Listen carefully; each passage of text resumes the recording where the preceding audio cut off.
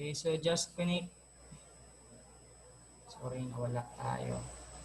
Because we have already 40 minutes, no?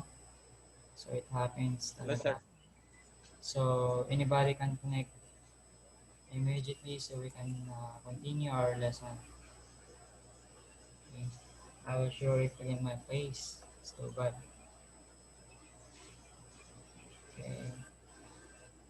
So anybody's here?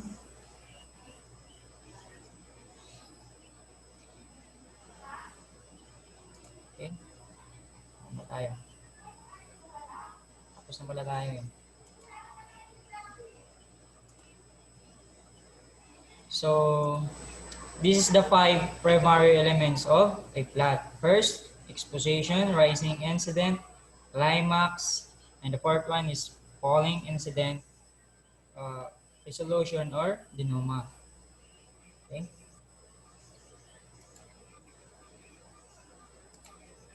So conflict. Conflict. Let's show.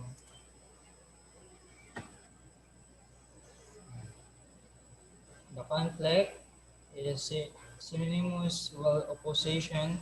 It is the motivation driving force which involves both characters and readers in narrative. For example, social conflict.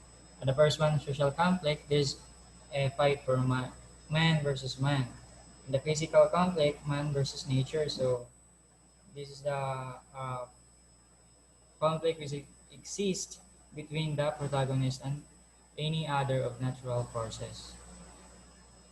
And the fourth one is metaphysical conflict. This is man versus supernatural beings. So man, which is uh, versus their enemies have a superpower or for example an alien. You can watch the Predator, di ba?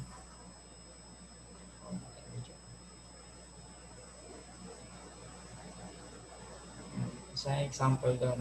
Okay? And the fourth one is the internal personal psychological conflict, man versus himself.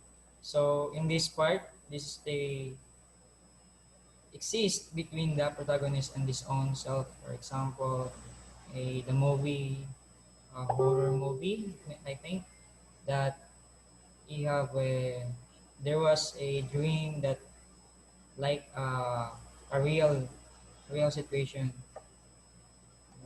What's the title of that movie? I forgot it. But Sir, wala pong screen share. wala ba? Okay, sorry. Wala po, sir. Mukha ko lang pala nakikita. Okay. Sorry.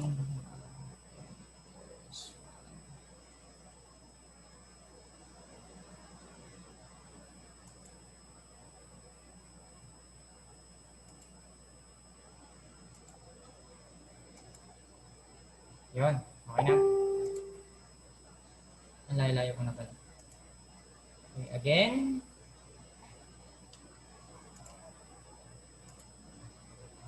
Uh, conflict.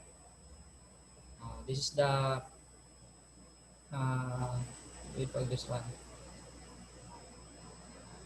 Yeah, involve the conflict below: social conflict, man versus man; physical conflict, man versus nature. It is the protagonist and the natural forces; and the metaphysical conflict, man versus supernatural beings; and interpersonal or psychological conflict, man versus himself, is the movie. By the way, this is all about a movie or a story in Wattpad or whatever you read that is about the story. Okay, and point of view, the biographical or a first person or POV, in which the narrator is central character or one of the major minor characters. So this is all about the character when you say point of view. So it is all about the narrator, how how they do scenes or the story became uh, excitement. Okay.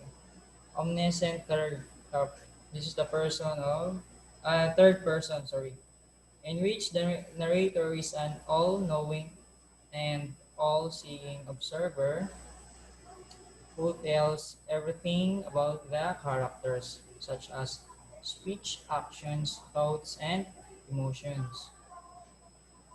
So, ayan. Kadalasan dito, this is the director. Diba? Okay. Objective third person. This is a objective observer who reports only the speech, what he hears, and what the action or what he sees in the of the characters. So this is all about the planning on how they express their uh, the situation. Wala. Okay. Okay. Gusto pala kasi.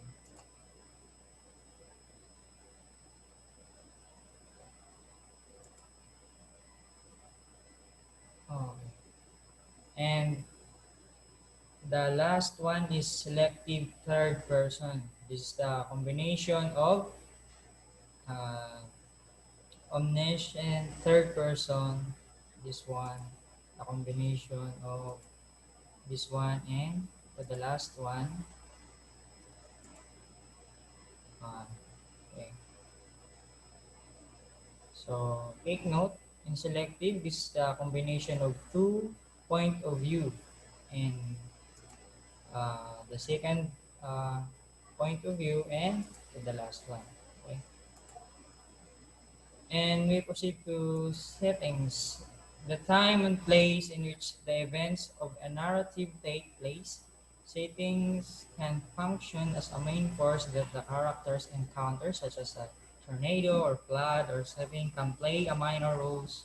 A role such as settings, the mode, oftentimes, or what we call this. This is the place where we go, or what happened to that or what happened to the situation.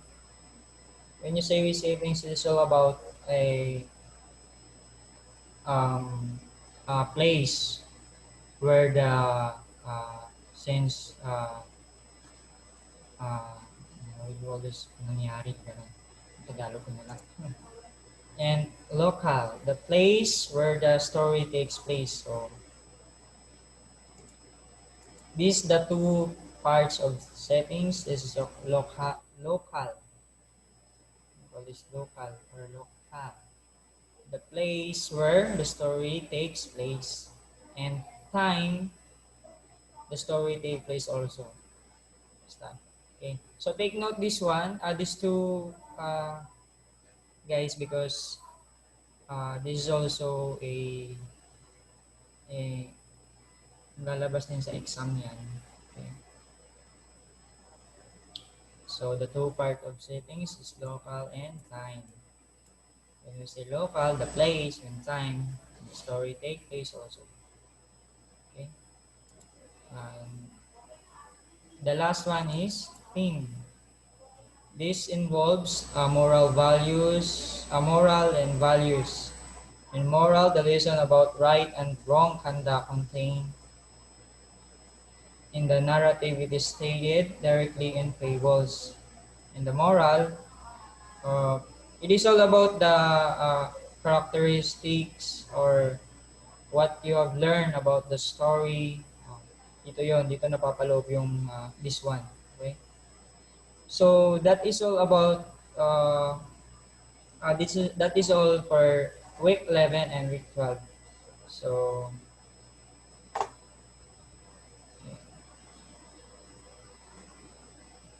Stop sharing.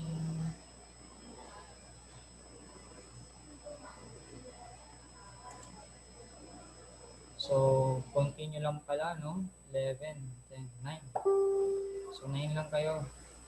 Tulog po yung iba. So, we're done with the week 11 and 12. So, you can unmute yourself because I did not unmute because konti lang naman kayo, di ba?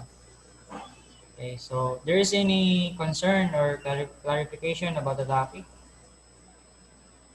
Walang mga Wala, sir. tanong? Okay lang. Okay, so naintindihan naman. Wala po, sir. Wala po, Opo, sir. sir. Trying hard si Sir mag-English, no? Okay lang yun, sir. Trying hard. Sakto lang po, sakto. Sakto lang, sir. Sarap naman ang kain ni Naong. Sana all nagbe-breakfast na. So, mamaya, Tara, kain. Libre mo. wait lang ha, kasi I've just, point ko lang. Attendance, sir. Yes, yun ko lang para mamaya i-record ko na lang.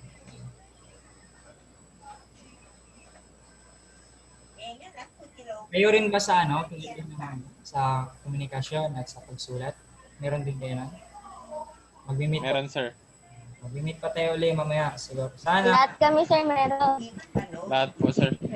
kayo.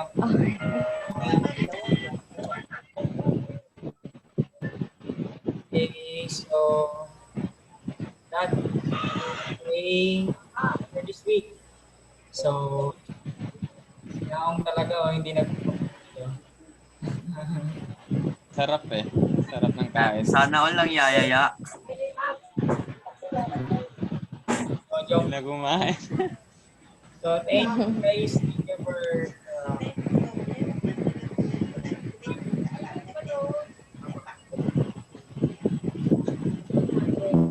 salamat sa lahat and salamat sa pagkakama kahit si Sir trying hard mag-English, di ba? So, ginagawa pa rin niya Okay lang, sir. mag-deliver ng English. Okay? So, naiintindihan? Ayan din kami, sir. Okay. That is all about for so we see you all at 2 p.m. Mamaya, sir. Bye-bye. Sir. Yes, sir. Okay. Tiếng cả na lo